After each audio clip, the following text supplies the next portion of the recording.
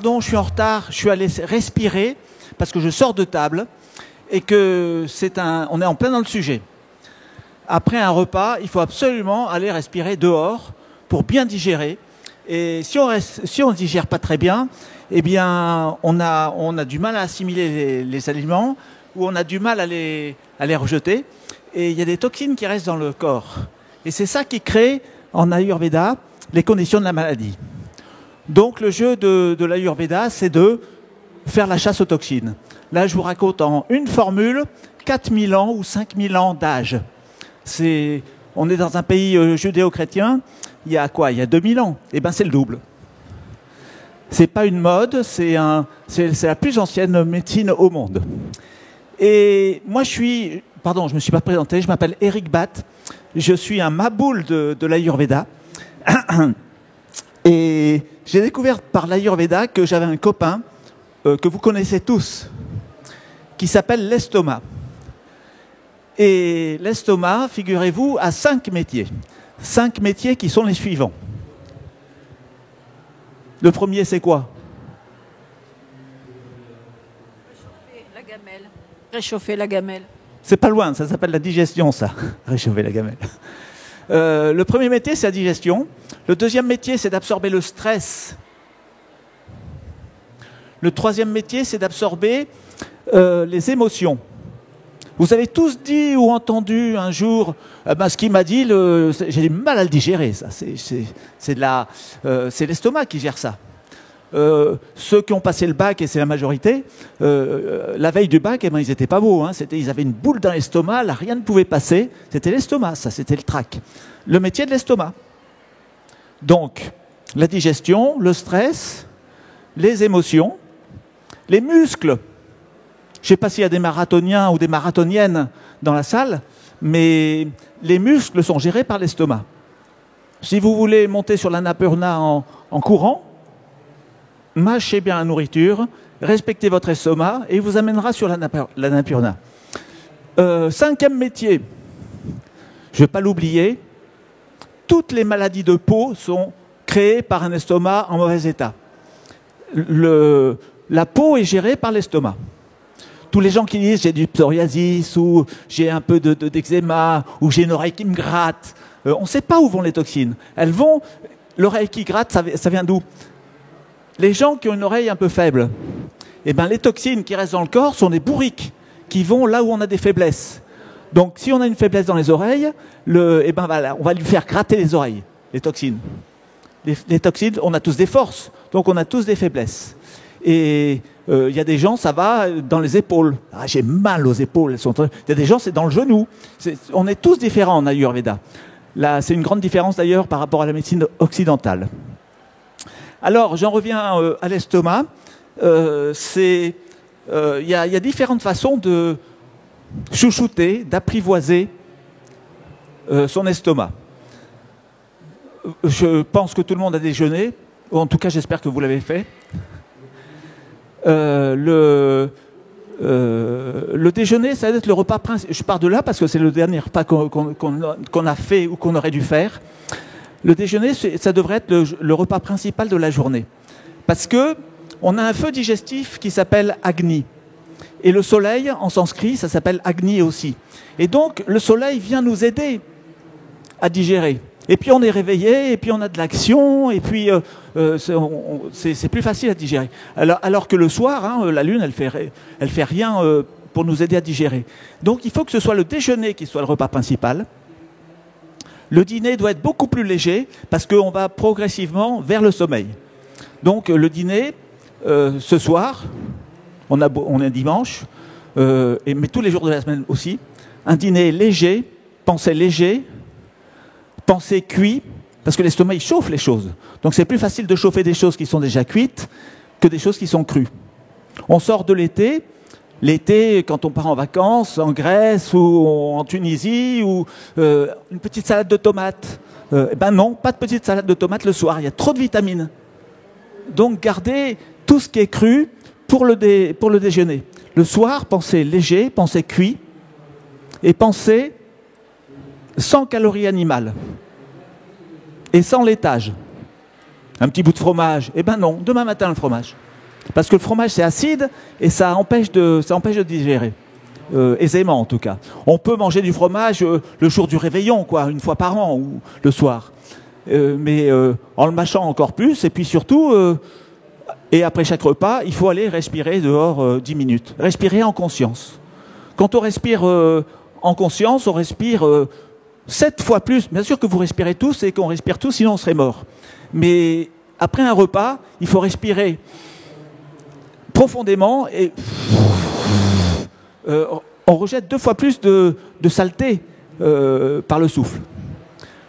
La chasse aux toxines, elle vient après chaque repas, après chaque bouchée, après chaque journée, après chaque embouteillage. Tout ça, c'est générateur de toxines. Donc, si on va respirer après chaque repas, on s'inscrit dans cette course aux toxines qui est le propre de l'Ayurveda. En une phrase, l'Ayurveda, c'est pour garder la meilleure santé possible le plus longtemps possible. Donc, le jeu, c'est du matin au soir de se débarrasser des toxines. Alors, j'ai parlé d'un mot du dîner, j'ai parlé d'un mot du déjeuner. On peut parler aussi du petit déjeuner. Le petit déjeuner, on dit souvent qu'il faut prendre un petit déjeuner de prince ou de princesse, un déjeuner de roi ou de reine, et un dîner de pauvres. Enfin, de pauvres qui se portent bien, hein, parce que le dîner, soupe, légumes cuits, du riz, une compote. C'est des fruits cuits. Le petit déjeuner, j'y reviens, un petit déjeuner de prince. Qu'est-ce qui se passe quand on se réveille? On se réveille, c'est l'esprit qui se réveille, mais ce n'est pas le corps. Donc déjà, quand vous vous réveillez, si vous le pouvez, n'ouvrez pas les yeux. Je vais lâcher le micro.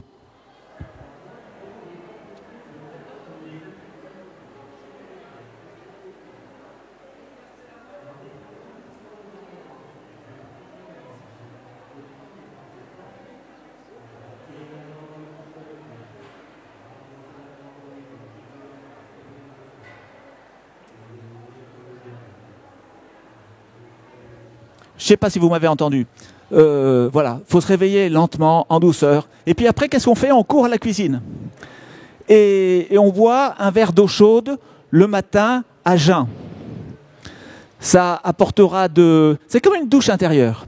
Ça apportera de l'énergie vitale pour toute la journée. Ça permettra de fluidifier le sang.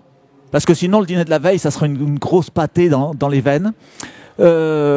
Et troisièmement, ça fait partir des toxines via les urines.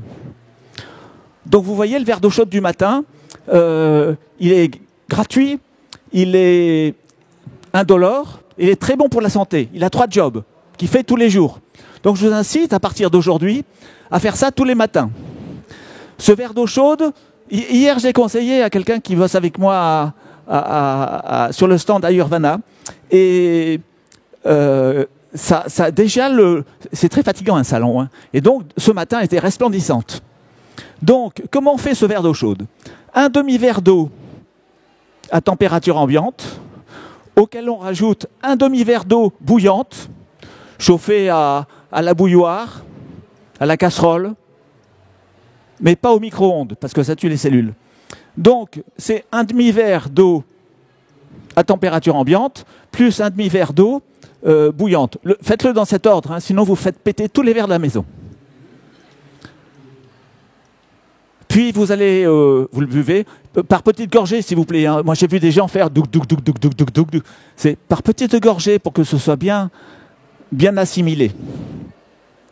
Vous prenez 10 minutes, un quart d'heure pour aller, je sais pas, prendre votre douche. Je sais pas moi, vider la vaisselle ou faire je sais pas quoi, mais laissez un petit temps pour que la douche passe, puis après vous prenez votre petit déjeuner. Alors à partir de ce moment-là, soit on est végétarien, soit on l'est pas. Mais dans les deux cas, ce qui est bien au petit déjeuner, c'est de prendre beaucoup de choses très variées, de toutes les couleurs, assis, dans un endroit clair, agréable, et en pensant à ce qu'on fait. Manger avec les doigts, s'il vous plaît, le plus souvent possible. On nous apprend à tous de « mets pas tes doigts dans la nourriture ». Il faut mettre ses doigts dans la nourriture pour donner des informations au cerveau qui le redistribue au système digestif. Donc voilà, dès le matin, on peut, je dirais, apprivoiser son estomac. L'eau chaude, puis des produits multiples, puis en mâchant, bien sûr. J'aurais dû commencer par là, parce qu'il faut absolument mâcher. N'importe quel aliment, il faut le mâcher pour le broyer et le mélanger à de la salive. Après, on va respirer dehors. Ce matin, moi, qu'est-ce que j'ai pris à mon petit déjeuner? Des fruits secs, des noix, des dattes. J'adore les dattes. Un bout de fromage, du pain complet avec ça s'appelle du Vita Coco. Je ne sais pas si j'ai le droit de faire de la pub, mais ça s'appelle Vita Coco. C'est une pâte à tartiner ou à cuire qui est faite à la noix de coco. Un mot sur la noix de coco. Chaque fois que je vais en Inde, je bois le jus d'une noix de coco par jour, quelquefois même 2. Et il y a un autre Indien qui m'avait dit « prends de la noix de coco ». Si jamais tu es évanoui ou quoi, on te met une perf, mets de la noix de coco dedans. Tellement c'est revitalisant, tellement ça fait du bien à la santé. Donc, ce matin, un petit peu de Vita Coco. Voilà, j'ai bu un thé digestif. Il y en a dans tous les magasins bio, un thé avec il y a du fenouil, il y a de la cardamome et il y a du gingembre.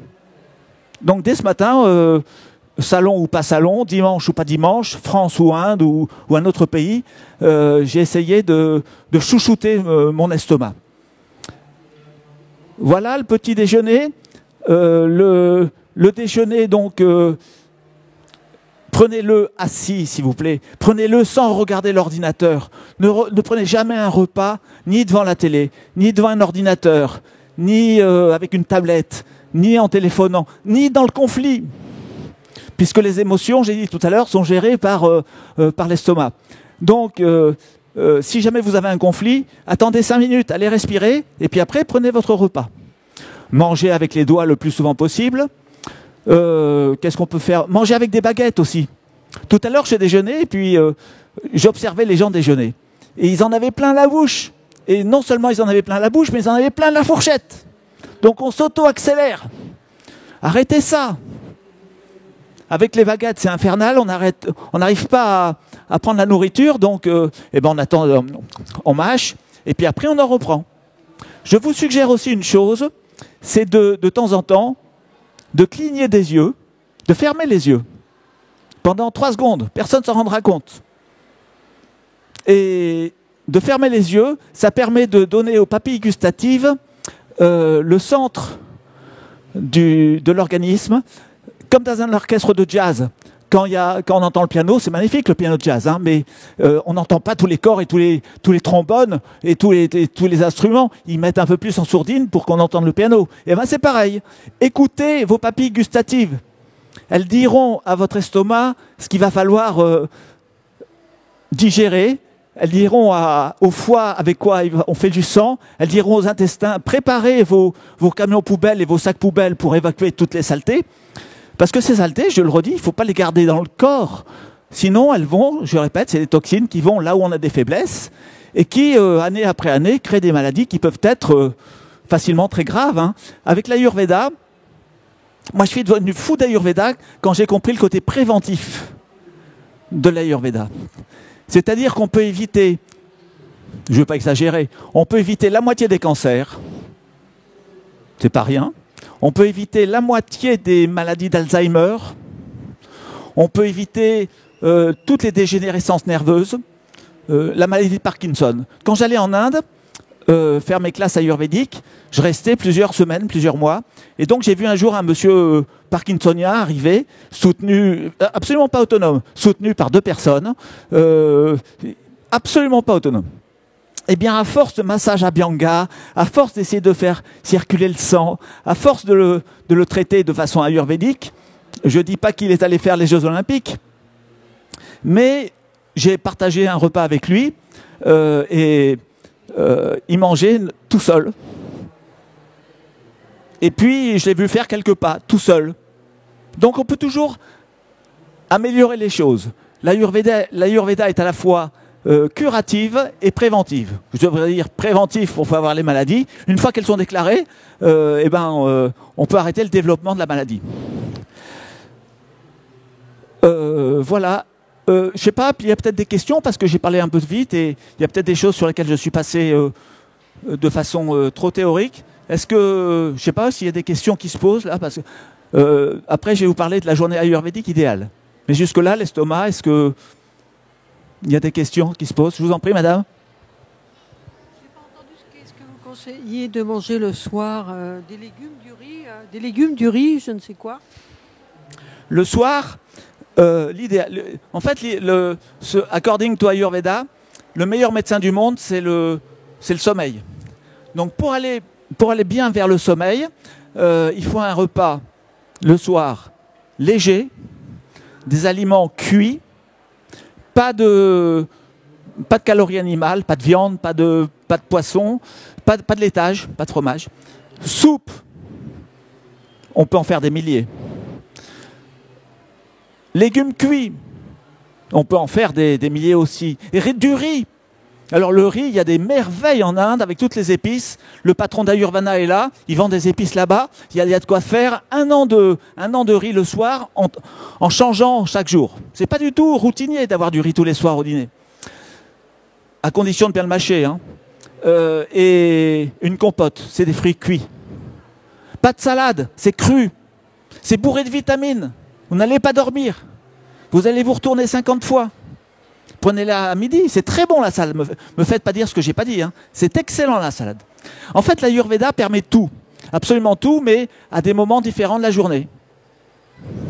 Donc la salade, que ce soit de la salade ou la salade de tomate ou quelque salade que ce soit, prenez-les plutôt au déjeuner. Quand je dis ça, je mets quand même un bémol. Si on veut se préoccuper de son estomac, les poivrons, il faut enlever la peau. C'est terriblement indigeste. Donc vous mettez vos poivrons dans la poêle et la peau, elle s'en va toute seule. Donc déjà, vos poivrons, ils sont très faciles à digérer. Les bananes, c'est excellent, les bananes. Ça rafraîchit, according to Ayurveda, ça rafraîchit l'organisme. Mais si vous mangez quand même une banane, vous pouvez faire deux choses. Un, vous gardez la peau et vous la mettez au pied de votre rosier. C'est le meilleur engrais possible pour les rosiers. Vous gardez la peau et surtout, vous enlevez les fils de la banane parce qu'ils sont très difficiles à digérer.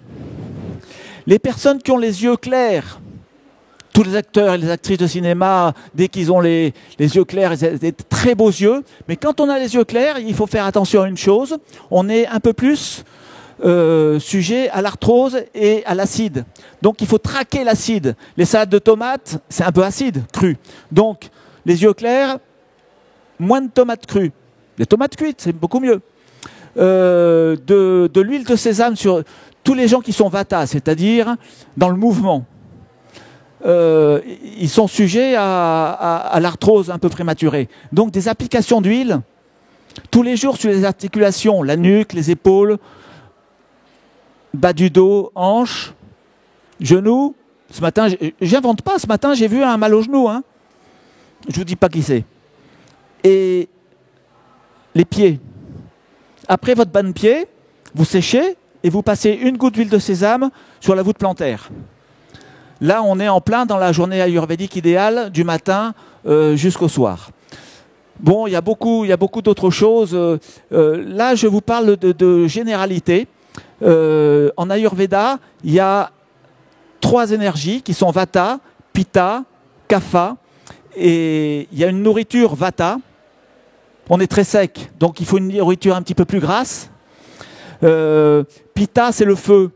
Donc il ne faut pas non plus mettre des tonnes de poivre ni du gingembre de folie dans vos plats parce que quand on est pitta, et ben si on est trop pitta, c'est explosif quoi. On se met en colère aussitôt et puis on hurle. Et puis quand on est kapha, quelquefois on a la peau très grasse. Donc il faut une nourriture quand même il faut une nourriture plus maigre et puis masser les gens avec de la farine de pois chiche. Tous les gens les massent à l'huile de sésame, c'est bien pour tout le monde, sauf pour les gens à la peau grasse, où il faut sécher l'huile. C'est assez logique. Franchement, l'Ayurveda, qui a 4000 ans d'âge, dans 90% des cas, si on met le mot logique, équilibre, les mots logique ou équilibre à la place, tout ça c'est la logique. Tout ça c'est pour avoir une vie équilibrée. Donc, 4000 ans, la chasse aux toxines, le mot équilibre et le mot logique. Et là, on fait de l'Ayurveda. On parlait au déjeuner j'étais avec un ami qui a des lunettes rondes et qui ressemble à Gandhi. Gandhi, il avait un mode de vie ayurvédique tellement ancré en lui, il n'en a jamais parlé. Parce que pour lui, c'était la vie. Et j'ai lu pas mal de bio sur Gandhi. Chaque fois que je vais en Inde, partout, il y a des mausolées, il y a des musées, il y a des endroits où il a, en tant qu'avocat, exercé. Eh bien, tout ce qu'il faisait, du matin jusqu'au soir, il était végétarien, il mâchait sa nourriture, rien d'animal sur lui. Il faisait faire des lavements pour faire partir toutes les toxines. C'était son quotidien. Et jamais il a parlé d'Ayurveda, mais tous les principes de l'Ayurveda, il les disait. Une phrase de Gandhi, c'était il faut boire les aliments solides et croquer l'eau. C'est clair, c'est net, ça veut dire qu'il faut tellement mâcher que ça devient liquide, et tous les liquides, eh bien, il faut quand même les garder en bouche, parce que digérer, on commence par digérer dans la bouche. On met de la salive, il y a tous les enzymes nécessaires pour la digestion, et on digère bien, surtout si on va respirer après le repas. Si on ne fait pas tout ça, eh ben, il y a des toxines qui s'accumulent. Oh là là là là là, qu'est-ce que je suis nerveux en ce moment. Oh là là là là, j'ai pris 10 kilos. Bon, bref, à chacun à sa façon, les toxines, elles vont là où elles peuvent aller et pourrir la vie des gens. La régularité, je n'ai pas encore parlé de la régularité. La régularité de vos repas. Si vous allez faire du yoga, c'est magnifique de faire du yoga. Le yoga et l'Ayurveda font un en Inde. Ici aussi, la preuve. Si vous allez faire du yoga à 21h et que vous rentrez pour dîner vite fait devant la télé à 23h, eh ben vous allez passer une nuit épouvantable. Donc, il y a un mot très important dans l'Ayurveda, c'est compenser. Si jamais vous avez un dîner, j'arrive. Si vous pensez que le dîner était lourd et puis on vous a donné, je sais pas quoi, du gras double ou des trucs, un hachis parmentier, quoi, un truc bien lourd. Si vous rentrez en métro, descendez 2 stations plus tôt pour marcher en respirant en conscience. Si vous habitez dans un immeuble et que vous habitez au 4e, au 5e, au 6e, montez à pied. Faites circuler le sang.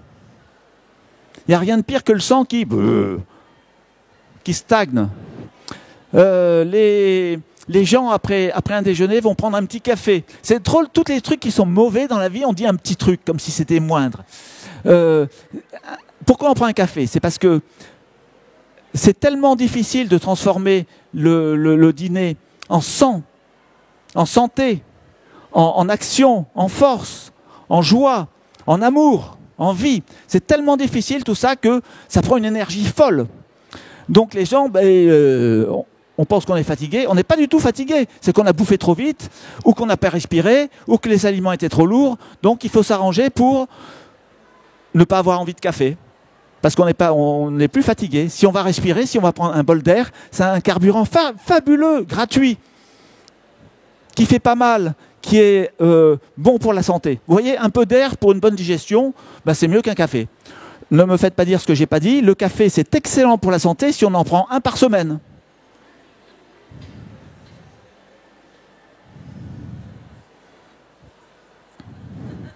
Voilà. Je ne sais pas si je suis trop long ou trop court. Je n'ai absolument pas idée de quand je dois rendre la salle.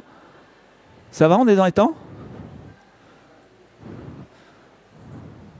2 heures. Non, on a encore quelques minutes. Est-ce que des questions se posent à ce stade? Est-ce que vous avez écrit un livre avec... Oui, j'ai écrit 2 ou 3 livres, mais c'était sur le sport automobile. C'était dans ma vie d'avant. Et je vous jure une chose, j'étais journaliste, j'avais des sinusites inouïes. J'adorais le journalisme, hein, j'en ai fait depuis l'âge de 17 ans. J'étais fou de journalisme, j'étais fou de Formule 1, j'étais très vata. Et bon, j'ai écrit des livres, j'ai été dans des journaux, etc. Mais j'avais des sinusites inouïes. Et ben depuis, j'ai changé de vie en 10 minutes. Dans le métro, j'étais tellement outré de ce qu'on m'avait dit à la NPE, c'était avant Pôle emploi. Le monsieur très gentil, il m'a barré toutes les lignes. Parce qu'il m'a dit, mais personne ne va vous embaucher, vous avez coûté trop cher, tout le monde va avoir peur de vous. Mais il me cassait ma life, il m'enlevait des pans entiers de ma vie. Donc, j'étais tellement outré qu'en 10 minutes, ma deuxième passion, pour l'Ayurveda donc, est devenue la première. J'ai pris un billet pour l'Inde et puis je suis allé voir le docteur Buttada. Je suis sur le stand Ayurveda avec Fabien Koresh, qui a écrit un bouquin, lui, sur l'Ayurveda, que je vous incite à aller le voir parce que c'est magnifique. C'est tout ce que je vous ai raconté, beaucoup plus encore, sur les bases de l'Ayurveda, sur la vie ayurvédique, sur la façon de vivre. L'Ayurveda, c'est une philosophie, c'est un art de vivre, c'est de la diététique, c'est de la respiration, c'est de la méditation, c'est un peu du massage aussi. Si on fait un sondage, tout le monde dit « Ah oui, l'Ayurveda, les massages ». Eh bien oui, les massages, mais pas seulement les massages. Les massages, dans un soin, c'est 20% du truc. Puis après, on pose des questions, il faut regarder les gens qui sont un peu pitta, ils ont les ongles roses, ils ont la peau claire, ils ont des maladies typiquement pitta. Pareil pour les gens kapha et pour les gens vata. Hein. Donc, il y a des gens qui arrivent avec j'ai mal aux articulations, là, oh là là, mais c'est trop sec. Si c'est sec à l'extérieur, c'est sec à l'intérieur. Donc, dans ce cas-là, il faut mettre de l'huile. Je m'éloigne de l'estomac, mais c'est pour montrer le fonctionnement de l'Ayurveda. Je prendrai ma retraite d'ici 1 an pour finir cette réponse. Et j'ai envie d'écrire un livre sur l'Ayurveda, mais différent de... Il y a des très bons livres. Fabien, il vient de faire un livre magnifique. Moi, je ne vais pas faire un guide. Je ne vais pas dire ce que c'est Vata, Pitta, Kapha. Mais par contre, je voudrais raconter une chose sur la possibilité, la qualité compassionnelle de l'Ayurveda. Le docteur Buttada, une fois par mois, il prend un 4x4, il prend 5 médecins ayurvédiques dans sa voiture, et puis il part dans un village reculé du Maharashtra, 3 heures de route, on chante des mantras. Jeram, Jeram, Chi, Dam, Jeram, Jeram, Chi. Alors là, mais pendant des heures. Et à force de chanter, il faut beaucoup respirer. Et donc, ça nous galvanise. C'est très galvanisant, l'Ayurveda. Et puis, on arrive à 5 heures du soir, silence dans la voiture. C'est l'heure de méditation, tous les jours à 5 heures. Bon, ceci pour dire que l'équipe de médecins ayurvédiques, ils soignent en une matinée, gratuitement, 350 personnes. Poudre médicinale gratuite.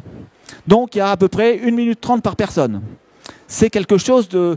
La compassion, c'est énorme. Hier, il y a une dame qui m'a dit, il y a une personne qui est au RSA, on fait des soins à 20 € là, sur le stand. 20 €, c'est encore trop cher pour plein de gens. Donc, une personne qui est au RSA, non, elle viendra et puis elle paiera ce qu'elle veut. C'est l'Ayurveda, il faut s'adapter à tout, à la nature, aux gens qui peuvent, aux gens qui ne peuvent pas. Donc, le côté compassionnel est très important. Donc, quelques verbes magiques. Mâcher, rechercher la satiété. J'en ai pas encore parlé de la satiété. C'est-à-dire que quand on n'a plus envie de son assiette, il faut poser la fourchette. Il faut s'arrêter instantanément. Tout ce qu'on prendra en plus, ce ne sera pas traité par tous les organes. Donc, mâcher, observer la satiété. Respirer pour bien digérer. Le matin, un verre d'eau chaude à jeun. Le soir, les pieds dans l'eau chaude, avec une poignée de gros sel. Tout seul, hein, pas devant la télé, c'est pas une pincée de gros sel, c'est une poignée. Et on dormira comme un bébé. Donc, on se réveillera le lendemain matin beaucoup plus reposé. Combien de fois j'entends « je me réveille fatigué ». Eh bien non, si on dîne léger et qu'on fait ces rituels, on se réveille en pleine forme. Regardez ce qui se passe sur Terre quand il y a 2 ou 3 degrés de plus. Le bordel que ça met, les cyclones, les tsunamis, tous les désordres que ça provoque. Essayez d'être dans la régularité des repas. Et c'est la régularité pour les organes. Nous, on a le jour, la nuit, le jour, la nuit, le jour, la nuit, le jour, la nuit, depuis des millions d'années. On a les mêmes saisons depuis des millions d'années. On fait partie de la nature. Eh bien, il faut s'inscrire dans le rythme de la nature. Quand on se lève le matin, on ne dit pas comment ça va, on dit how is your routine? C'est pas métro, boulot, dodo, ennui, gris. C'est la vie. C'est sa meilleure façon de vivre. Je m'éloigne de l'estomac, mais c'est tellement large que l'Ayurveda, on peut en parler pendant des heures, et ça englobe beaucoup plus de choses que l'estomac. Oui, merci. Comme on est là pour connaître le métier d'estomac, qu'est-ce qu'il fait quand on fait du jeûne? Et sinon, qu'est-ce que le jeûne fait à l'estomac? Est-ce que l'estomac a des vacances à ce moment-là? Voilà la question. Le jeûne, très bonne question, parce que le jeûne, justement, il ne faut pas que ce soit une contrainte trop grande pour l'organisme. Le jeûne ayurvédique, c'est... on a le droit à des bouillons de légumes, on a le droit à des jus de fruits, pour avoir quand même de quoi fonctionner, quoi. Et puis, on peut faire ça une fois par mois, une fois par semaine quand on est habitué. Mais faire ça 7 jours de suite, sans rien, c'est mauvais pour l'organisme. According to Ayurveda. Hein. Il y a des gens qui le font et les gens reviennent très heureux. Donc le jeûne ayurvédique, il est beaucoup moins draconien. En revanche, après la mousson, plein de moustiques, plein d'embarras dû à la pluie, aux inondations, c'est très difficile à vivre. Et bien après la mousson, il faut faire un panchakarma pour faire partir toutes les impuretés, pour faire partir toutes les toxines. C'est vraiment la chasse aux toxines partout, autant que possible, de se créer une santé. Donc voilà, pour le jeûne, c'est de façon moins draconienne que ça peut exister. Déjà, vous êtes à quel stand? Et en plus, pourquoi pensez-vous que le café est mauvais pour la santé? M13, c'est nos voisins, on est juste à côté. C'est pour ça que j'ai aucune excuse pour être arrivé tout à l'heure 2 minutes en retard, parce que j'étais vraiment pas loin. Mais on m'a posé une question, et puis blablabla, et puis voilà, j'étais en retard. Le café, c'est pas du tout mauvais pour la santé, c'est excellent pour la santé. Mais une fois par semaine, allez, une fois tous les 2 jours. Mais si vous prenez un café le matin, double, pour bien se réveiller, parce que je me suis réveillé fatigué. Si vous prenez un café en arrivant au boulot avec les copines ou avec les copains. Si vous prenez 2 cafés après le déjeuner parce que vous avez pris votre déjeuner en 25 minutes à toute vitesse et que « oh, je me sens fatigué ». Trop de café, ça devient de l'acide dans tous les organes, en fait, j'allais dire dans l'estomac, dans tous les organes. Le mot équilibre, il n'est pas là pour rien. Hein. C'est un peu de café, c'est parfait. Beaucoup de café, ça devient acide. Il y avait du tofu ce matin dans l'assiette végétalienne. Le tofu, c'est très bon. Le soja, c'est très très bon pour la santé. Mais si on prend du tofu tous les jours, matin et soir, eh ben, ça devient acide. Il faut prendre un peu de tofu de temps en temps. C'est comme le café. C'est comme les tomates crues. Il n'y a qu'un micro, je m'excuse. Hein.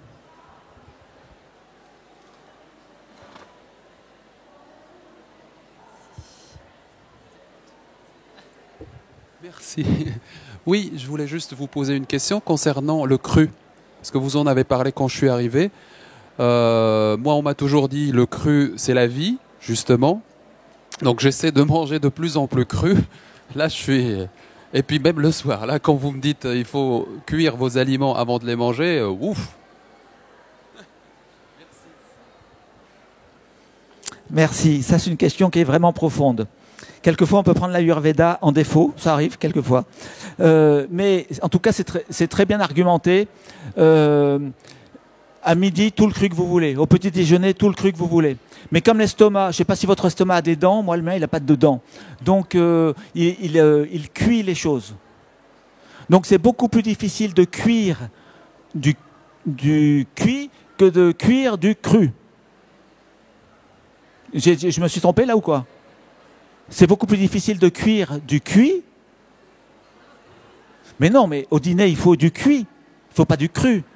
Il faut du cuit. Parce que c'est beaucoup plus difficile de cuire du cru que de cuire du... Bon, allez, vous voyez... Pourquoi il faut... Le cru, il est bourré de vitamines. C'est magnifique, le cru. Mais si vous voulez prendre ce bain de vitamines juste avant d'aller dormir, eh ben, vous dormirez moins bien, moins profondément. Donc c'est bon, c'est excellent le cru. Tout à l'heure, il y a quelqu'un qui m'a parlé de lentilles germées. C'est magnifique, mais pas le soir, parce que c'est bourré de vitamines. Et donc on dort moins bien, on se réveille fatigué.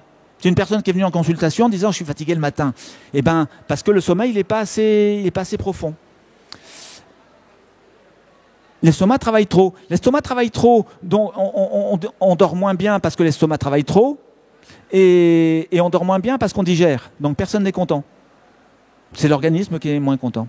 Essayez, faites-moi juste une justice. Essayez pendant 10 jours, même si vous êtes un adepte du cru, essayez pendant 10 jours de faire de cette façon-là. Et si vous êtes mieux, continuez toute la vie. Et si vous êtes moins bien, vous vous direz, qu'est-ce qu'on va comme Charlot au salon du yoga, quoi. C'est pas grave. Je voulais savoir les meilleures heures pour prendre le petit déjeuner et pour prendre le dîner. Les meilleures heures. Magnifique question. Parce qu'il y a des rythmes dans la journée, il y a des rythmes qui sont Pitta, il y a des heures qui sont Vata, il y a des heures qui sont Kapha. Pour bien profiter du petit déjeuner, il faut le faire le jour venu, le jour point. C'est difficile l'hiver parce qu'il fait jour à 9 heures, on ne peut pas. Mais d'une façon générale, ce qui est important, c'est la norme, c'est la régularité. Donc essayez de petit déjeuner quand le petit jour est déjà là. Essayez de dîner quand il fait aussi encore jour. Parce que la lune, elle ne cuit rien du tout. C'est la lumière du jour qui aide à cuire les choses.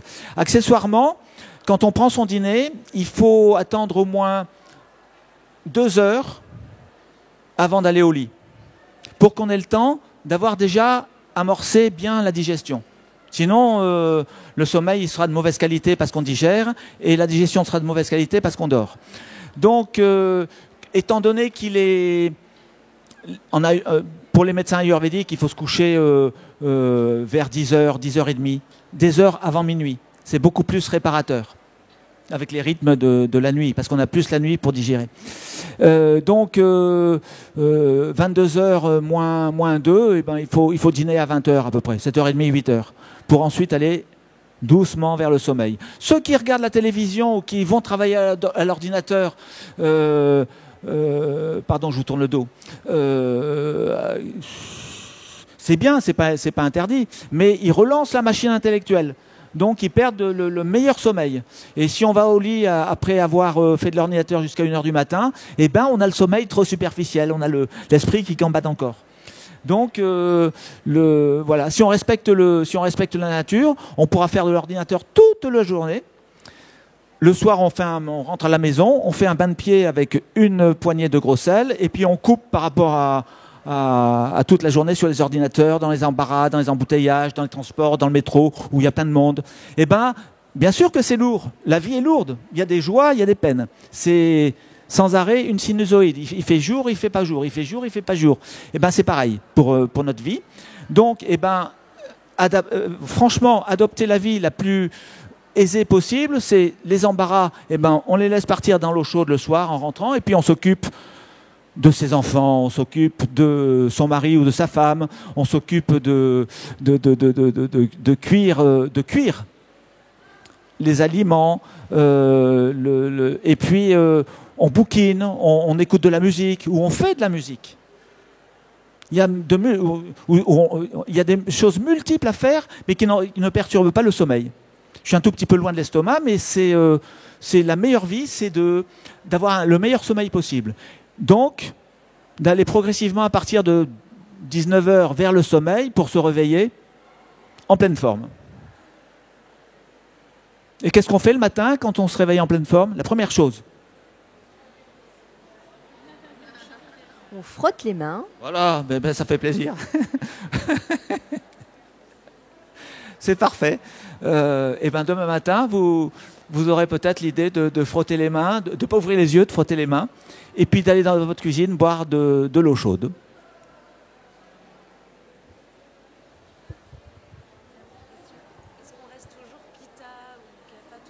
ou est-ce qu'on peut changer? Regardez mes cheveux, quelle couleur ils sont. J'ai 60 ans. Ils grisonnent un petit peu. Donc, quand on est dans la troisième partie de sa vie, eh ben, on se caféise, on se stabilise. J'ai fait un tout petit peu de théorie, parce que jusque-là, c'était un peu le côté pratique de l'Ayurveda. On se caféise, ça veut dire qu'on est dans l'énergie kapha. Dans la nature, il y a 5 éléments. L'éther, le vide, le cosmos, l'air, le feu, l'eau et la terre. Ça va dans un ordre croissant. Il faut toujours les dire dans cet ordre-là, pour la bonne raison que on fait partie de la nature et alors le vide c'est quoi? C'est rien. L'air c'est énorme déjà. Ça porte des avions, ça porte des parachutistes, ça permet de vivre. C'est la première chose qu'on fait le matin, c'est quand on est à la naissance. On prend une grande respiration et puis on hurle. Si on ne prenait pas la respiration, si on n'aspirait pas de l'air, eh ben on ne hurlerait pas. Et puis la mort, eh ben c'est rendre le dernier soupir. C'est pour montrer l'importance de l'air. Le feu, une dimension supplémentaire. C'est la même chose que l'air, mais on le voit. Et puis il chauffe, l'hiver. L'eau, on peut plonger dedans, on se lave avec, on en boit le matin, on met les pieds le soir dans l'eau chaude, vous voyez, ça me permet de réviser. Mais on ne peut pas la mettre dans sa poche, ça ne tient pas. La terre, enfin, on peut la mettre dans sa poche. Elle est dure. Alors, j'ai lâché un peu mon micro.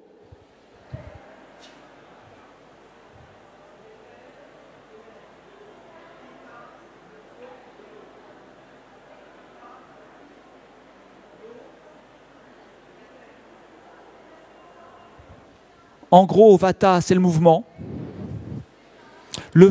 Pitta, c'est le feu. La transmission. La transformation. L'estomac, la digestion, c'est Pitta. On transforme une assiette végétalienne en sang, en santé. Je vous refais la litanie. En force, en joie, en amour, en vie. Ça, c'est Pitta. Un professeur, il est Pitta. Un journaliste, il est Pitta. Un acteur ou une actrice sont Pitta. Ils sont là pour faire du show et puis pour avoir le smile. Kapha, l'eau, la terre, eh ben on est ancré. C'est la stabilité. Alors quand la stabilité, c'est en bouffant du popcorn avec une nourriture trop grasse devant la télévision, eh ben on a un excès de kapha. Et ça donne, mais voilà, ça donne de l'obésité par milliers aux États-Unis. Si on est kapha, mais comme Simone Veil, on est dans la stabilité. Simone Veil, elle a vécu toute sa vie, je dis elle parce qu'elle vient de mourir, hein, je ne parle pas politique. Elle a vécu toute sa vie sur son comment on dit, incarcération. Elle était dans un camp nazi. Elle faisait des conférences là-dessus toute sa vie. Et deuxièmement, sur sa loi pour l'avortement. Toute sa vie, 2 idées magnifiques. Et elle a eu la vie elle a fait plein de choses, elle a écrit des bouquins, elle était ministre, elle a appartenu à je ne sais combien d'associations, etc. Bon, c'est pour vous montrer que l'énergie kapha, elle peut être soit très positive, soit très négative. Comme d'ailleurs Vata, Pitta, Kapha, les 3 énergies. Chaque fois qu'on a une maladie, parce que l'Ayurveda soigne les choses, c'est que l'une de ces énergies est en déséquilibre. Donc le jeu, c'est de prendre le pouls, les 3 pouls des 3 énergies, et de voir quelle est l'énergie à rééquilibrer. Voilà 4000 ans racontés en quelques minutes.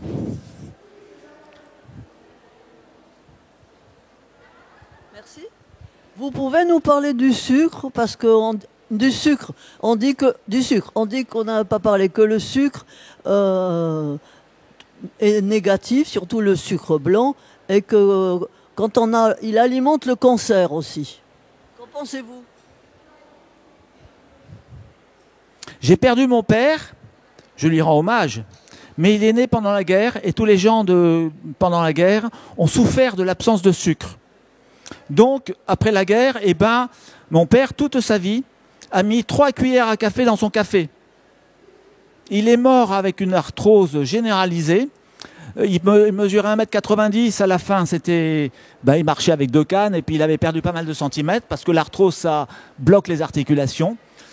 Le sucre, c'est bon le sucre, mais ça dépend quel sucre. Le sucre qui est dans les fruits, c'est magnifique. Le sucre blanc, c'est déjà très traité. Moi, j'en prends, mais une fois par semaine, pas plus. Le sucre, attention, il est dans les petits gâteaux. On prend un petit gâteau, une petite gâterie. C'est du mauvais sucre. Le sucre bloque les articulations. Donc, si on a de l'arthrose, l'arthrose, c'est les cartilages qui s'effritent. Donc, ça crée des rougeurs, des inflammations et des déformations. Et le sucre, c'est des cristaux qui vont se mettre au milieu de l'articulation. C'est ça l'arthrose. Donc prenez du sucre et vous avez toutes les chances d'avoir de l'arthrose. Limitez le sucre et vous aurez un développement de l'arthrose bien moindre. De l'huile et pas de sucre, vous aurez moins d'arthrose. L'autre partie de la question, c'est qu'il faut se méfier absolument de tout. Dans les grands magasins, il y a la moitié des rayons qu'il faudrait enlever. Soit c'est trop gras, soit c'est trop sucré, soit c'est trop salé, soit il y a des colorants, soit il y a des... Bref, il y a des choses qui ne sont pas bien. J'ai vu du sucre peint avec du colorant en brun pour faire encore plus vrai. Mais c'est encore plus faux. C'est une honte de vendre des choses comme ça. Donc voilà, sur le sucre, limitons le sucre. Parce que c'est mon cas aussi. Hein. Moi, je suis comme tout le monde, j'adore les bons becs. Et il y en a sur mon stand, j'en ai pris un en 3 jours. Parce qu'il y a des moments où on est content on a parlé, on se donne un petit peu de carburant. Mais prendre du sucre toute la journée, les petits gâteaux, les petits bonbons, les petits non. Arthrose garantie.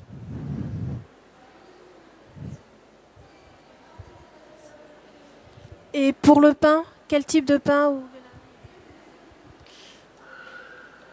Évitez tout ce qui est blanc.